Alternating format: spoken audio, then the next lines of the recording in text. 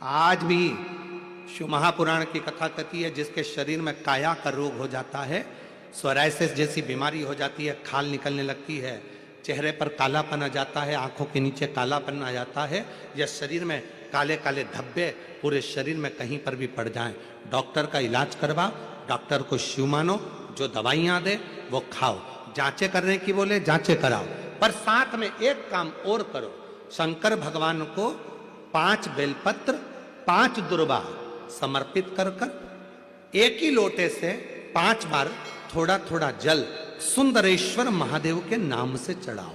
कौन से महादेव? सुंदरेश्वर महादेव।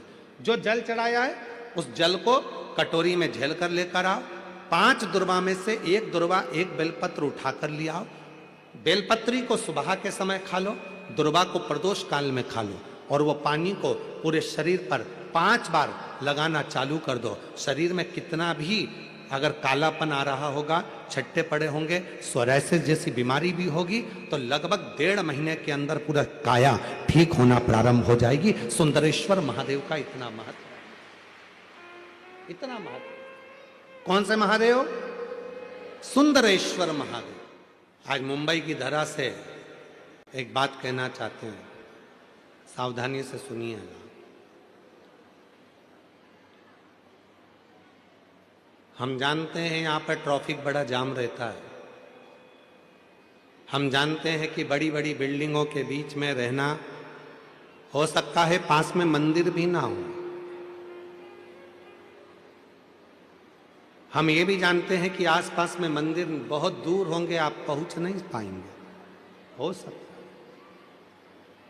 इतनी बड़ी बड़ी मल्टियों के आसपास में रहकर, इतनी भीड़ में रहकर, इतने ट्रैफिक में रहकर आप शंकर के मंदिर हो सकता है नहीं जा पाए, तो निवेदन है अपने घर में गमले में एक बेलपत्र का पौधा लगा कर रखना, उसी में थोड़ी सी मिट्टी को ऊपर कर कर रोज जल चढ़ाते रहना, वो भी शिव की आराधना और साधना का केंद्र है। शिव महापुराण की विद्येश्वर संहिता कहती है, जब शिव जी की साक्षी में कोई पहुंचता है, भगवान शंकर के मंदिर में कोई पहुंचता है, शिवलिंग के सामने कोई पहुंचता है, शिव महापुराण की कथा में कोई पहुंचता है, शंकर के भजन में कोई पहुंचता है, शिव स्मरण में कोई पहुंचता है, उसके मन में जो कामना आती है वो कामना पूरी होती ही है, पूरी। इसका प्रमाण स्वयं शिव जी की कथा कर रही है। भगवान देवादिदेव महादेव माता सती को लेकर कुंभज ऋषि के आश्रम में जाते हैं, अगस्त बाबा के आश्रम में बैठकर कथा सुनने के लिए जाते हैं, और माता सती का विवाह हुआ था शिव जी के साथ।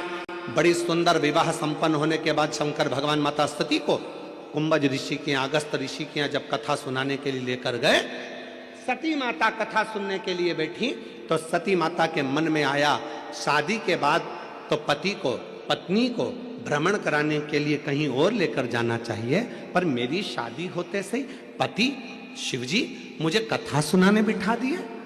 शिव पुराण की कथा कहती है, जो शंकर के पास में बैठकर, शंकर की साक्षी में बैठकर, शिव महापुराण की कथा में बैठकर, शंकर भगवान के भजन में बैठकर उसके मन में जो कामना होती है, शिवजी उसको पूरा जरूर करते हैं।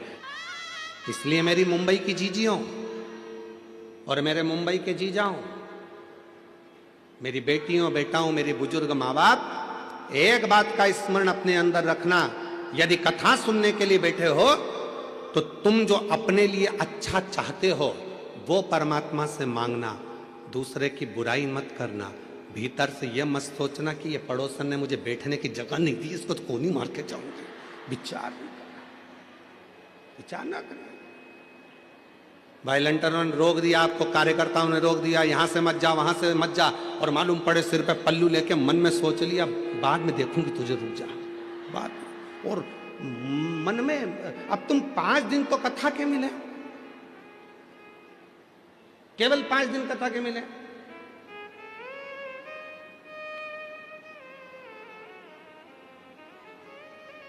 हमने मंत्री जी से पूछा, श्री प्रताप इंदर भाई बाबूराव साई सरनाइक जी से, कि मंत्री साहब ये कथा 7 दिन की जगह 5 दिन क्यों रखी?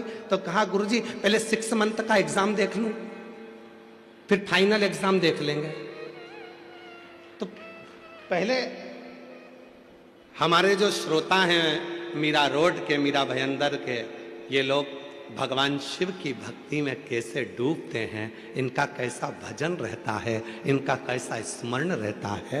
और तुम भी याद रखना, कथा हो जाए 5 दिन की, फिर साल 2 साल में फिर वापिस मंत्री जी 7 दिन, मंत्री जी 7 दिन, 5 दिन में पेट नहीं भराया, 7 दिन फिर चालू हो।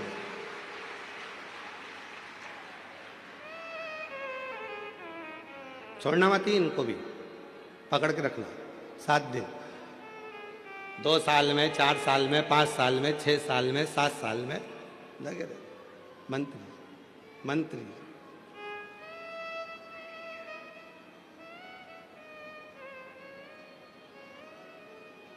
शिव कथा में बैठकर वही विचार लेकर आना जो तुमको तुम्हारे लिए चाहिए।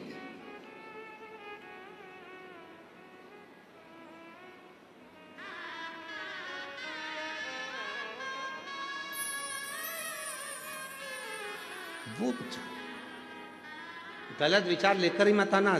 5 दिन अपने मन में बहुत अच्छा विचार लेकर, बहुत अच्छा विचार, बहुत अच्छा।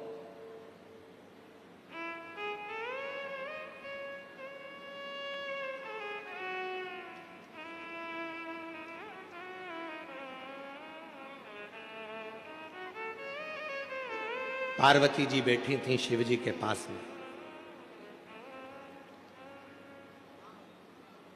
पार्वती जी ने शंकर जी के विग्रह को देखा तो उनके 3 नेत्र हैं, हाथ में त्रिशूल है, मस्तक पर त्रिपुंड है, त्रिलोकी का नाथ, त्रिकालदर्शी, त्रिपुंडधारी, त्रिशूलधारी, त्रिनेत्रधारी शिवजी को देखकर पार्वती जी पास में बैठकर विचार कर रही थी कि शिवजी के 3 नेत्र हैं, शिवजी के पास त्रिपुंड है, शिवजी के पास त्रिशूल है, लोग इनको त्रिकालदर्शी कहते हैं, लोग इनको त्रिलोकी का नाथ कहते हैं। 3 पत्ती की बेलपत्र शिव को प्रिय है, त्रिशूल शिव को प्रिय है, त्रिपुंड शिव को प्रिय है। तो पार्वती जी के मन में आया कि ये सब चीजें शिवजी को त्रिगुणाकार सृष्टि में त्रिपुंडधारी, त्रिलोकी के नाथ भगवान भोलेनाथ को ये सब 3 में अच्छा लगता है।